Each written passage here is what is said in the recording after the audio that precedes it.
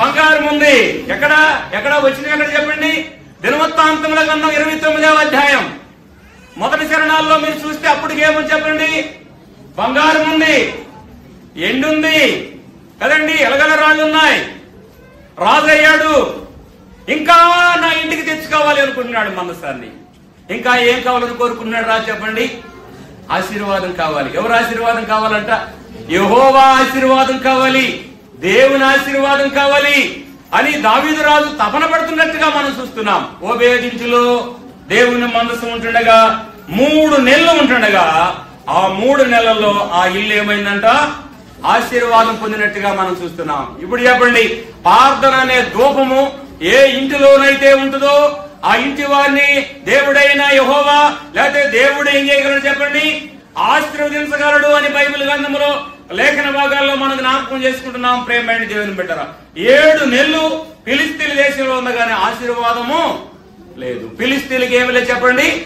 ఆశీర్వాదము లేదు. ఫిలిస్తీన్కి ఆశీర్వాదం ఎందుకంటే అక్కడ వాళ్ళు మందసాన్ని తీసుకెళ్లారు కానీ ఆశీర్వాదం వస్తుందని కానీ వాళ్ళందరూ ఆ మందసం దగ్గర చేరి ఏం చేయాలి చెప్పండి? ప్రార్థన చేయలేదు. ప్రార్థన అనే ధూపము ఆయనకి వేయలేదు. ప్రార్థన అనే ధూపం ఎగిపోవటం ద్వారా వారి పొలాలు పంట పురుగు పెట్టిపోయినట్టుగా, తినిపోయినట్టుగా, వారి పశువులకి కరువు వచ్చినట్టుగా, వారికి కరువు వచ్చినట్టుగా వారే తెలుసుకున్నారు. ఏమని? మందసం మన దగ్గర ఉండటం ద్వారా మనకు కరువు వచ్చింది, దేవుడైన యెహోవా మన కరువు కలగజేశాడని తెలుసుకున్నారు. ప్రేమైన దేవుని బిడ్డరా, 7 నెలలు మందసము ఫిలిస్తీన్ దేశంలో ఉండగా అక్కడ వారికి ఆశీర్వాదం లేనట్టుగా మనం చూస్తున్నాం. దానికంటే 3 నెలలు ఓబేదించులో ఉంటుండగా ఆయనకి ఏమొచ్చిందంట? ఆశీర్వాదం వచ్చినట్టుగా మనం చూస్తున్నాం. మంచిది ప్రేమైన దేవుని బిడ్డరా, ఓబేది ఇల్లు ఆశీర్వాదం పొందిన ఇల్లుగా మనం చూస్తున్నాం. ఆశీర్వాదం పొందిన ఇల్లుగా చూస్తున్నాం. మంచిది, దాటిపోదాం. మీకు చూడండి, ఓరక మీకు నేను సింపుల్ గానే చెప్తున్నాను, ఎక్కువగా ధ్యానం చేయట్లేదు. సింపుల్ గా అర్థం కావడానికి అక్కడక్కడ కొన్ని మాటలు మాత్రమే మనము చెప్పుకుంటున్నాం. ఇప్పుడు రండి మత్తయి సువార్త రండి. మత్తయి సువార్త 14వ అధ్యాయం. మత్తయి సువార్త 14వ అధ్యాయం వచనము 19. పచ్చిక మీద కూర్చుండని జనులకు ఆజ్ఞాపించి ఆ 5 రొట్టెలను 2 చేపలను పట్టుకొని ఆకాశం వైపు కనులెత్తి ఆశీర్వదించి ఆ రొట్టెలు విరిసి శిష్యులకు ఇచ్చాను. ఆ శిష్యులు జనులకు వడ్డించి వారందరూ తిని తృప్తి పొందిన తర్వాత మిగిలిన ముక్కలు 12 గంపల నిండా ఎత్తిరి. చాలు. ఇక్కడ 2 చేపలు 5 రొట్టెలు. ఏమండి? 2 చేపలు 5 రొట్టెలు. ఒక చిన్న బాలుడు తీసుకుని వచ్చాడు ఆ కొండ మీద ప్రసంగానికి. ఒక చిన్న బాలుడు, ఒక తల్లి, ఆ చిన్న బిడ్డ తల్లి 3 రాత్రులు 3 పొగుళ్ళు యేసుక్రీస్తు ప్రభు కొండ మీద బోధ చేస్తున్నాడు అని తెలుసుకొని ఈ 3 రోజులకి ఆహారం, ఒక్క పూట ఆహారమే పంపించింది తల్లి. తెలుసుకొని కుమారుడికి ఆ మూట తీసుకొని, ఆ ఆహారం తీసుకొని ఆ బోధ దగ్గరికి వచ్చాడు ఆ చిన్న పిల్లవాడు. 3 రోజులు అయిపోయింది, రొట్టెలు తినలా, చేపలు తినలా. అమ్మా, 3 రోజులు 3 రాత్రులు 3 పొగుళ్ళు అయిపోయింది కానీ ఏం తినలేదు చెప్పండి? రొట్టె తినలేదు, చేప తినలేదు, ఆహారము తినలేదు. 3 రోజులు ఆహారం తినకుండా చిన్న పిల్లవాడు ఏమింటున్నాడు చెప్పండి? ఇప్పుడు ఏమింటున్నాడండి? ఎన్ని రోజులండి? 3 రోజులు 3 రాత్రులు 3 పొగుళ్ళు. చిన్న పిల్లవాడు ఆహారం దగ్గరే ఉంది, ఆకలైద్ది, తినాలి కానీ తినలా. తినకుండా ఏమింటున్నాడు పిల్లవాడు చెప్పండి? తినకుండా ఏమిన్నాడు చెప్పండి? వాక్యం వింటున్నాడు. ఇప్పుడు చెప్పండి, చిన్నపిల్లలు ఏం వినాలి? వాక్యం వినాలి. కిందకు పోయిన పిల్లల్ని మీరు ఏం చేయాలి తెలుసా? ఒక మంచి మెల్ల బ్యాగులో పెట్టకరండి. మెల్ల బ్యాగులో పెట్టుకొచ్చి పెట్ట వావేయండి, తీసుకొచ్చి మందిరంలో కోస పెట్టండి. వాక్యం వినేటట్టు చేయండి. మన పిల్లలైనా ఎవరి పిల్లలైనా వాక్యం వినాలి పిల్లలు. ఆ చిన్న బాలుడు అని, చిన్న బాలుడు అంటే అంత చిన్న బాలుడేం కాదు, కొంచెం పెద్దవాడే. అలాగైతే ఆహారం తినలేదు. ఈ ఆహారము 12 మంది ఆ శిష్యులు చెప్పాడు యేసు ప్రభు, ఎవరి దగ్గరైనా ఏమైనా ఉందేమో చూడవై అంటే పెద్దోళ్ళ దగ్గరికి వెళ్ళి చూస్తే పెద్దోళ్ళ దగ్గర ఏమి లేదు చెప్పండి, ఆహారం లేదు. ఎవరి దగ్గర ఉంది ఇప్పుడు? చిన్న బాలుడి దగ్గర ఉంది. చిన్న ఆహారమే, 5 రొట్టెలు 2 చేపలు, చిన్న ఆహారమే. ఆ చిన్న పిల్లవాడిని అడిగాడు పోయి, ఏమని? ఆహారం యేసు ప్రభుకి ఇమ్మని ఇస్తామని అడిగాడు. ఇస్తామంటే ఆ పిల్లవాడు ఏమన్నా? ఇప్పుడు మీరు చెప్పండి మీ భాషలో. మీటింగ్ ముగించాడు యేసయ్య, ఇక మీటింగ్ లేదు, ఇంటికి వెళ్ళిపోవాలి. అప్పటికే 3 రోజులకి పెద్దోళ్ళకందరికి ఎట్టుందో తెలుసా? ఎట్టుందంట? నేర్సిల్లిపోయారంట. ఆ కొండ దిగి రావాలి, ఇళ్లకు రావాలి, నేర్సిల్లిపోయారు ఆహారం లేక. ఆహారం పెడదామన్నాడు యేసయ్య. ఆహారం పెడదామని 12 మంది శిష్యులకు చెప్పాడు. అర్ధరాత్రి వేళ మీటింగ్ ముగించాడు. ఎప్పుడు ముగించాడు చెప్పండి త్వరగా? అర్ధరాత్రి వేళ మీటింగ్ ముగించి వాళ్ళకి భోజనం పెట్టి పంపించమన్నాడు 12 మంది శిష్యులు. ఇప్పుడు ఏం చేయాలో అర్థం కాల. పేతురు, యోహాను, ఆంద్రేయ, తోమ ఏం చేయాలో వీళ్ళకి అర్థం కాల. అర్ధరాత్రి వేళ ఇడిచిపెట్టావు, భోజనం పెట్టమంటావు. బయటికి వెళ్దామంటే కొట్లన్నీ ఏమైనా చెప్పండి, మూసేసి ఉన్నాయి. ఆహారం కొనడానికి కొట్లన్నీ బంద్ చేశారు. మేము ఎప్పుడు ఆహారం కొనక రావాలి, ఎప్పుడు వండాలి, ఎప్పుడు పెట్టాలి, ఈ ప్రజలకు ఎప్పుడు ఈ పని అయిపోతాయ్యా, నువ్వు ఈ పని పెట్టావు మాకు అన్నారు. కానీ అయితే బయటికి వెళ్ళి చూస్తే కొట్లు బంద్ ఉన్నాయి. చిన్న పిల్లోడి దగ్గర చిన్న ఆహారం దొరికింది. ఆహారాన్ని ఆ చిన్నపిల్లడు బాలుడి దగ్గరికి వెళ్ళి యేసు ప్రభు ఇమ్మంటున్నాడు అయ్యా చిన్న ఆహారం అంటే, ఆ చిన్నపిల్లడు చెప్పాల్సిన సమాధానం ఏంటంటే, 3 రోజుల నుంచి మా అమ్మ పెట్టింది ఈ ఆహారం, నాకు నన్ను తినమని పెట్టింది. మీటింగ్ అయిపోయింది, పోతా నేనేం చేయాలి చెప్పండి? నేను తినేసి మా ఇంటికి వెళ్ళిపోవాలని చెప్పాలి. కానీ ఆ చిన్న బాలుడికి మంచి మనసు ఉందండి. ఏ మనసు ఉంది తెలుసా? యేసయ్య అడిగాడు, నేను యేసయ్యకు ఇస్తాను. ఆహా, ఇది మనసు అంటే. రక్షించబడిన విశ్వాసుల్లో ఈ మనసు లేదు. యేసయ్య అడిగాడు, నేను ఇవ్వాలి. యేసయ్య అడిగాడు, నేను ఇవ్వాలి. చిన్న బాలుడుకున్న జ్ఞానం మనకు లేదు. చిన్న బిడ్డకున్నటి జ్ఞానం మనకు లేదు. ప్రేమేంటి దేవుని బిడ్డరా? చిన్న బాలుడు అడగగా యేసు ప్రభు దగ్గరికి ఆహారం వచ్చింది. ఆయన చేతిలో పట్టుకున్నాడు. తండ్రి, ఆహారాన్ని ఇయ్యమన్నాడు. ఆశీర్వదించవయ్యా అన్నాడు. చిన్న రొట్టెలు, చిన్న చేపలు. పరలోకములో ఉన్న తండ్రి ఏం చేశాడు తెలుసా? ఈ ఆహారాన్ని, రొట్టెల్ని, చేపల్ని దీవించాడు, ఆశీర్వదించాడు. 5,000 మంది తినగా కాలు బలము ఎన్ని మిగిలినాయి అంట? ఇప్పుడు 12 గంపలు మిగిలిను.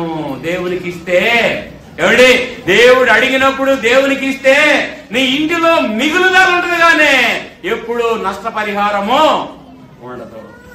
దేవుడు అడిగినప్పుడు దేవుడికి ఇస్తే నీ ఇంటిలో ఎప్పుడు ఆశీర్వాదము, దీవిన. ఈ మాటలు చెబుతా ఉంటే ఎవరెవరు గుర్తవుతున్నారో తెలుసా నాకు? కదండి, ఆ ఎదవరాలు కదండి. ఆ ఎదవరాల దగ్గర ఏమన్నా తెలుసా? పిండి నూనె ఎంత ఉందో తెలుసా నా ఇంట్లో? అయ్యగారు, పాస్టర్ గారు, నా ఇంటిలో ఎంత ఉందో తెలుసా? కొంచెము నూనె బుడ్డిలో, ఆ తొట్టిలో ఎంతంట? పచ్చడంటే ఎంత? చేతికి కుట్టుకున్నంత గుప్పుడు, రైట్, గుప్పుడికి పట్టుకున్నంత. ఇట్ట పట్టుకుంటే దీన్ని ఏమంటారంటే పచ్చడి అంట. ఇంత పిండి ఉంది, బుడిలో కొంచెం నూనె ఉంది. ఇక నా దగ్గర ఏమీ లేదు. ఇది కూడా మేము అనుకున్నాం ఏంటంటే, మా తల్లి కొడుకు మేమనుకున్నామంటే, అడవి ప్రాంతానికి వెళ్ళి కట్లు ఏర్పరుచుకొని ఈ పిండి నూనె పిసుకొని చిన్న అప్పం చేసుకొని నా బిడ్డకు పెట్టి, నాకు సాలదా అప్పం, నా బిడ్డకు పెట్టి నేను నా బిడ్డ ఏమంటుంది? ఏలికి ఏమని చెబుతుందండి? నేను చచ్చిపోతామయ్యా అని చెబుతుంది. చచ్చిపోతావా అని అంటే దేవుడు ఏం చేశాడంటే, ఏలియా ఏమేందో చచ్చిపోయే ఉద్దేశంతో వచ్చింది పుల్లలకి, అరణ్య ప్రదేశానికి, నువ్వేంత ఎల్లవని అని చెప్పాడు. ఈవితో ఎల్లమంటే నేరుగా ఆమెతో ఇంటికి వెళ్ళాడు. ఇంటికి వెళ్ళిన తర్వాత ఈయన కూర్చొని ఈయన అంటున్న మాట ఏందో తెలుసా? అమ్మా, నాకు ఒక చిన్న అప్పం చేసి ఇమ్మన్నాడు. దాంట్లో ఏమని చెప్పి ఇమ్మన్నాడు చెప్పండి? ఆ ఉన్న పిండిలోనే, ఆ ఉన్న నూనెలోనే ఏం చేయాలంట? నాకు చిన్న అప్పం చేసి ఇమ్మన్నాడు. ఇప్పుడు ఆ తల్లి ఏమనాలి చెప్పండి మీరు? ఆ తల్లి ఏమనాలి? అయ్యా ఉందే కొంచెము, కొంచెం బుడిలో నూనె, పిడికిడు పిండి. ఇది నా బిడ్డకు మాత్రం, నాకు కూడా లేదు, నేను కూడా పోస్తుండాలి.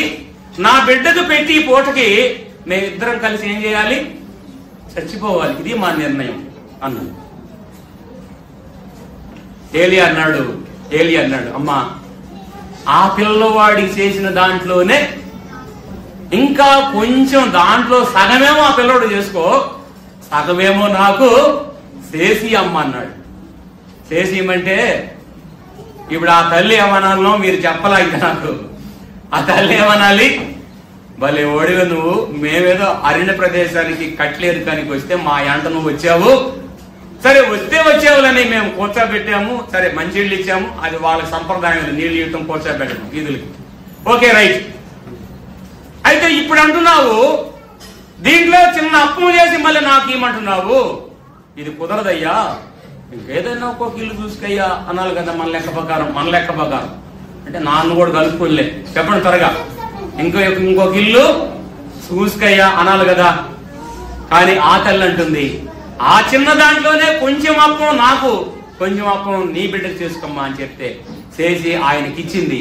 ఆయన తిన్నాడు. ఆయన తినేమన్నాడు తెలుసా? ఇప్పుడు ఏమన్నాడు చెప్పండి? ఆ పిండిలో, ఆ తొట్టిలో ఏమైపోదంట? ఆ పిండి అయిపోదు, ఆ సీసాలో ఆ బుడిలో ఏమైపోదంట? నూనె అయిపోదు. ఎన్ని సంవత్సరాలు అయిపోదంట? ఇంచుమించు 3.5 సంవత్సరాలు అయిపోలా. అందరూ కరువు ఉంది కానీ ఆ ఇంట్లో ఏం లేదు చెప్పండి, కరువు లేదు. 3 మనుషులు రొట్టెలు తిన్నారు. దేనివల్ల? ఇప్పుడు వాడిని దేనివల్ల? దేవునికి అడిగినప్పుడు దేవుని దాసుడు దేవునికి ఇవ్వటం ద్వారా. ఆనాడు ఆ చిన్న పిల్లవాడు దేవునికి ఆహారం ఇవ్వటం ద్వారా ఆశీర్వాదాలు మనం చూస్తున్నాం. ప్రియమైన దేవుని బిడ్డరా, మంచిది. ఇక్కడ 5 రొట్టెలు 2 చేపలు తినగా 12 గంపలు మిగిలినట్టుగా మనం చూస్తున్నాం. మంచిది, దాటిపోదాం, సమయం అవుతుంది. మీకు కొంచెం సమయం అయితే ఎప్పుడెప్పుడు ఇంటికి పోవాలన్నా, ఎప్పుడెప్పుడు తినాలన్నా. ఇప్పుడు దాకా 3 దినాల ప్రసంగం విన్నారు కదా మీరు. ఆ పిల్లవాడికి ఆకలి కాల, కూర్చున్న వాళ్ళకి ఆకలి కాల, మరి నాకు ఆకలి కాదు. సాయంత్రం దాకా చెప్పమంటారే అంటారేమో అనుకుంటున్నా, అనరే కదా. యెహోవా నా బలమో, యథార్థమైనది నీ మార్గం, పరిపూర్ణమైనది నీ మార్గం. యెహోవా దయగల వారిపై దయ చూపించును, కఠినల ఎడల ఇకటము చూపును. దయగల వారిపై దయ చూపించును, కఠినల ఇకటము చూపును.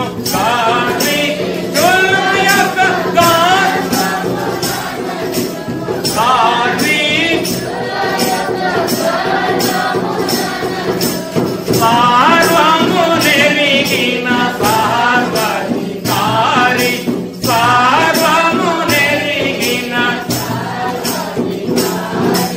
యెహోవా నా బలమో, యథార్థమైనది నీ మార్గం, పరిపూర్ణమైనది నీ మార్గం.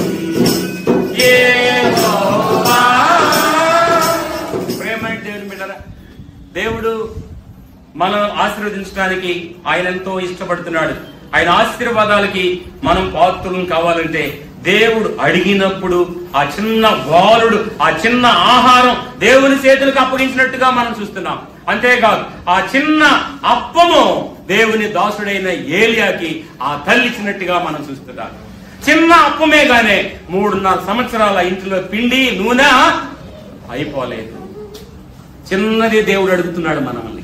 అదేంటో నాకు తెలియదు. నేను డబ్బులని మీకు చెప్పనమ్మా, డబ్బులని నేను చెప్పను. ఏదో సమయమా, ఏదో నాకు తెలియదు, చిన్నదే నీ దగ్గర నుంచి దేవుడు కోరుకున్నాడు. ఆ చిన్నది దేవుడికి ఇస్తే మనం ఎన్ని ఆశీర్వాదాలు పొందుతున్నామో చూడండి. చిన్న ఆశీర్వాదాలు పొందుతాం చూడండి. ప్రేమ దేవుని బిడ్డలారా, చూడండి మార్కు సువార్త 14వ అధ్యాయం. మార్కు సువార్త 14వ అధ్యాయం 22వ వచనం. మార్కు సువార్త 14వ అధ్యాయము 22వ వచనం.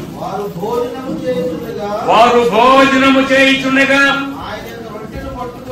ఆయన ఒక రొట్టెను పట్టుకొని ఆశీర్వదించి విరిసి వారికి ఇచ్చి, మీరు తీసుకొనుడి, ఇది నా శరీరమనెను పిమ్మట ఆయన గిన్నె పట్టుకొని ఆ కృతజ్ఞతాస్తుతులు చెల్లించి దాని వారికి ఇచ్చెను. వారందరూ దానిలోనిది తాగిరి. అప్పుడు ఆయన ఇది నిబంధన విషయమై అనేకుల కొరకు సిందింపబడుతున్న నా రక్తము. ఇది ఇక్కడ కూర్చున్న మనకి ఆదివారమున ఆరాధనకు వచ్చి ఆయన శరీరానికి సాదృశ్యం ఉన్న రొట్టె, ఆయన రక్తానికి సూచనగా ఉన్న రసపాత్ర మనం తీసుకున్నట్లయితే మనకేముంది? ఇప్పుడు చెప్పాలి మీరందరూ. మనకేముందంట? ఆ రొట్టెను పట్టుకొని కృతజ్ఞతాస్తుతులు చెల్లించి ఆ రొట్టెను ఆశీర్వదించి, ఈ రొట్టెను ఏం చేశాడంటే దేవుడు ఆశీర్వదించి, రొట్టెను దేవుడు ఆశీర్వదించాడు. ఆ ఆశీర్వదించబడిన రొట్టెను మనం తీసుకుంటే, ఆ పాత్రను మనం తీసుకుంటే మనం ఏమవుతుంది చెప్పండి? ఇప్పుడు ఆశీర్వాదము పొందుతాం. అర్థమైందా మీకు? ఇప్పుడు కొత్త నిబంధనలో ఆశీర్వాదం ఏంటంటే రొట్టె తీసుకోవడమే ఆశీర్వాదం. ఎందుకు అంటే అది ఆయన శరీరానికి సాదృశ్యంగా ఉన్న రొట్టె. ఆ రసపాత్ర తీసుకోవడం, ఆయన ఆ రక్తానికి సూచనగా ఉన్న రసపాత్ర.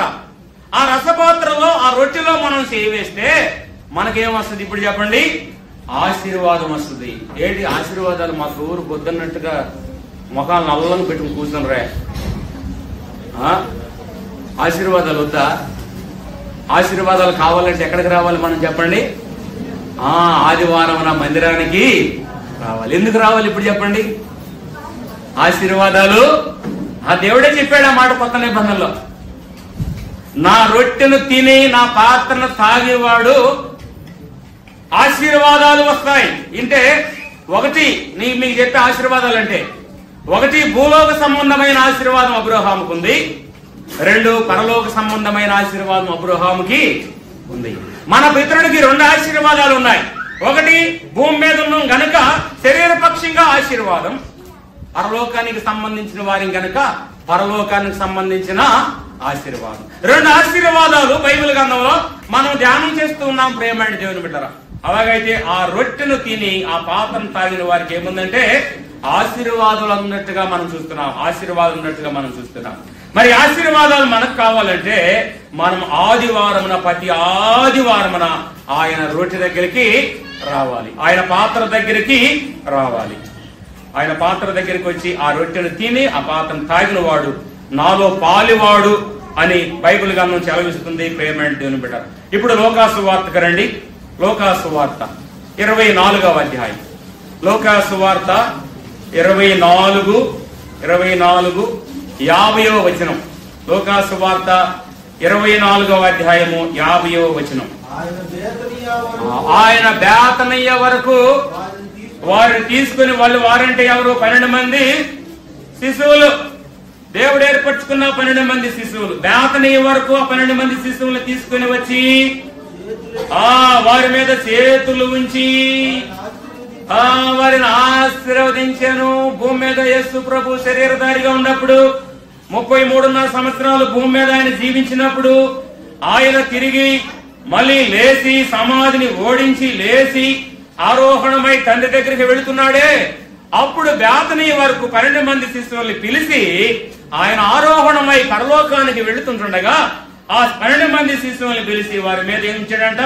చేతులు ఉంచి వారిని ఏడండి ఆశీర్వదించి. ప్రేమైన దేవుని బిడ్డరా, దేవుని చేతులు పవిత్రమైన చేతులు. ఈ భూమి మీద ఉన్న మానవాళి చేతులు ఎవరి కూడా పవిత్రమైన చేతులు కాదు. ఆత్మీయంగా మన వేదన్న అసెంబ్లీలో ఏం చెప్తారంటే దీనికి అర్థము, ఆత్మీయంగా హృదయము ఆశీర్వదించబడినగా హృదయంగా ఉండాలి. ఆ యేసు ప్రభు పవిత్రమైన చేతులు కనుక ఆ 12 మంది మీద చేతులుంచి వారిని ఆశీర్వదించి బేతనీలో నుంచి ఎక్కడికి వెళ్ళాడంట? పరలోకానికి ఆరోహణమై వెళ్ళిపోయినట్టుగా మనం చూస్తున్నాం. అలాగైతే భూలోకములో ఉన్నప్పుడు దేవుడు ఆ 12 మందిని చేతులెత్తి ఏం చేశాడు చెప్పండి? ఆశీర్వదించి. ఏమండి, ఇవన్నీ బైబిల్ గ్రంథంలో ఉన్నాయనే చెబుతున్నానా లేని చెబుతున్నానా? అనుమానంగా ఉంది మీకు. ఉన్నాయనా? మీ బైబిల్లో ఉన్నాయా? నా బైబిల్లోనే ఉన్నాయా? నా బైబిల్లో కూడా ఉన్నాయా? మీ బైబిల్లో కూడా ఉన్నాయా? ఉన్న వచనాలే, చదివిన వచనాలే, కొత్త ఏం కాదండి. అలాగైతే ఆ 12 మంది మీద పిలిచి ఆయన చేతులు పెట్టి ఏం చేయడంట? ఆశీర్వదించి. ఆశీర్వదించి. ప్రేమైన దేవుని బిడ్డరా, ఎన్ని సంగతులు దీంట్లో మనం నేర్చుకున్నామంటే, ఒకటి, ఫిలిస్తీన్ల దేశంలో మందసం ఉన్నప్పుడు ఆశీర్వాదం లేదు. 2, ఓబేదింటిలో మందసం దగ్గర ఇంటి వారందరూ ప్రార్థన అనే ధూపం వేయటం ద్వారా 3 నెలల్లో ఆశీర్వాదం దావీదు పురానికి రాజుకు తెలిసిపోయింది ఓబేదు ఆశీర్వాదం పొందాడని. చిన్నవాడే ఓబేదు, కానీ చిన్నవాడే కానీ, చిన్న ఇల్లే గానే, చిన్న కుటుంబమే గానే మందసం దగ్గర ధూపం వేస్తున్నాడు. అమ్మా, నీది చిన్న కుటుంబమే, నీ చిన్న కుటుంబమే. ఈ చిన్న కుటుంబంలో ప్రార్థన అనే ధూపం మీ ఇళ్లలో ఉంటే దేవుడు మిమ్మల్ని ఆశీర్వదించేవాడని దేవుని వాక్యం ద్వారా జ్ఞాపకం చేస్తున్నాం. ఇది దావీదుకు తెలిసిపోయి, అలాగైతే మందసాన్ని మళ్ళీ మన పురంలోకి తీసుకొని రావాలని బండి పంపించినట్టుగా మనం చూడగలం. మంచిది ప్రేమైన దేవుని బిడ్డరా. 2, ఓబేదీలు ఆశీర్వాదం పొందినట్టుగా మనం చూసాము. తర్వాత 3 మనం చూసాము. 3 కదండి, 5 రొట్టెలు 2 చేపలు మనం చూసాము. ఆ తర్వాత 4 ఆయన రొట్టె ఎవరైతే ఆదివారమున ఆయన శరీరానికి సాదృశ్యం ఉన్న రొట్టెలో చేవేస్తారో వారు ఆశీర్వాదాలకు పాత్రులని 4 చూశాము. 5 ఆ 12 మంది శిశువులు పిలిచి బేతనీ వరకు పిలిచి దేవుడు వారి మీద చేతులుంచి వారిని ఆశీర్వదించి ఆయన ఆరోహణమై తండ్రి ఇంటికి వెళ్లిన వాడిగా మనం చూస్తున్నాము. ఆ దేవుడు ఎప్పుడు ఆశీర్వదించేవాడని బైబిల్ గ్రంథంలో కొత్త నిబంధనలో పాత నిబంధనలో అబ్రహామును ఆశీర్వదించాడని, ఇసాకును ఆశీర్వదించాడని, యాకోబును ఆశీర్వదించాడని, అలాగైతే ఏషావును కూడా ఐగుప్తు దేశంలో ఆశీర్వదించాడని బైబిల్ గ్రంథంలో మనం జ్ఞాపకం చేసుకుంటున్నాం. ప్రియమైన దేవుని బిడ్డ, ఇలాగా పాత నిబంధనలో ఆశీర్వాదం ఉంది, కొత్త నిబంధనలు కూడా ప్రభువైన యేసుక్రీస్తు శరీరధారిగా ఉన్నప్పుడు కూడా ఏమని చెప్పండి? ఆశీర్వాదం ఉంది. పాత నిబంధనలో కొత్త నిబంధనలో దేవుడు ప్రజల్ని, అంటే భూలోకంలో ఉన్న మానవాళిని ఆశీర్వదించేవాడిగా మనం చూస్తున్నాం. సరే, కొత్త నిబంధనకి ఎన్నైనా ఇప్పుడు 5 అయినా 6 అయినా? 5 సంగతులు మనము ఈ వాక్యంలో మనం ధ్యానం చేసాం. 6 చూడండి, ఎఫెసీయులకు రాసిన పత్రిక ముగిద్దాం. ఎఫెసీయులకు రాసిన పత్రిక అపోస్తలుడైన పౌలు వచ్చిన తర్వాత ఆశీర్వాదం గురించి ఏం చెప్పాడు చూద్దాం. చూడండి, ఎఫెసీయులకు రాసిన పత్రిక 1వ అధ్యాయం 3వ వచనం.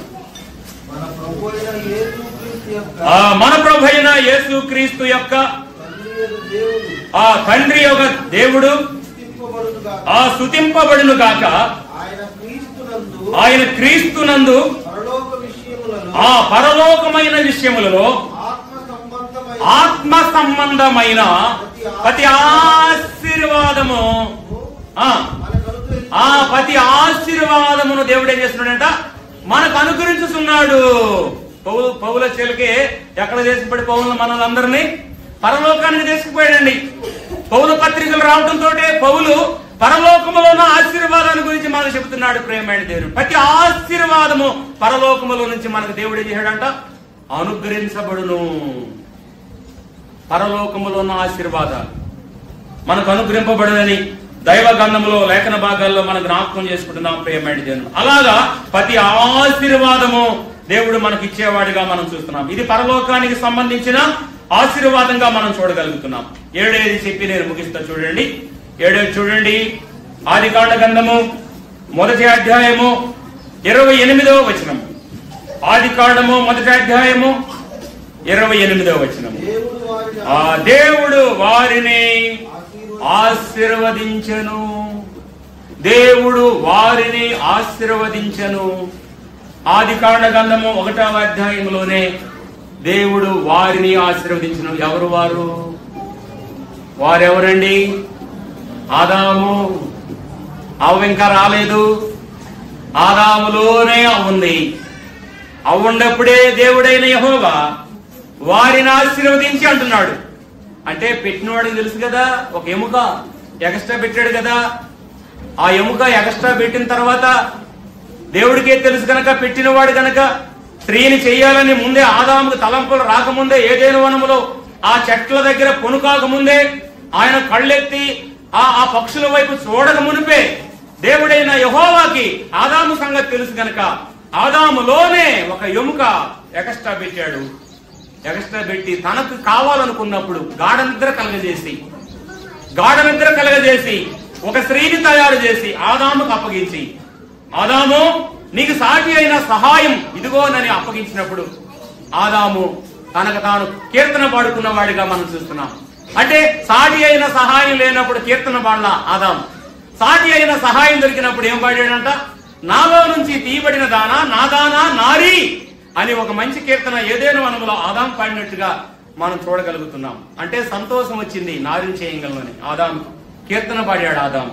అలాగైతే ప్రేమైన దేవుని బిడ్డలారా, ఇక్కడ 1వ అధ్యాయం 28వ వచనంలో ఆదాములోనే అవ్వుంది వారిని ఆశీర్వదించినట్టుగా మనం చూస్తున్నాం. అంటే ఆది కాండము నుంచి ప్రకటన గ్రంథం వరకు దేవుడైన యెహోవా మానవులు ఏం చేయడానికి ఇష్టపడుతున్నాడు చెప్పండి?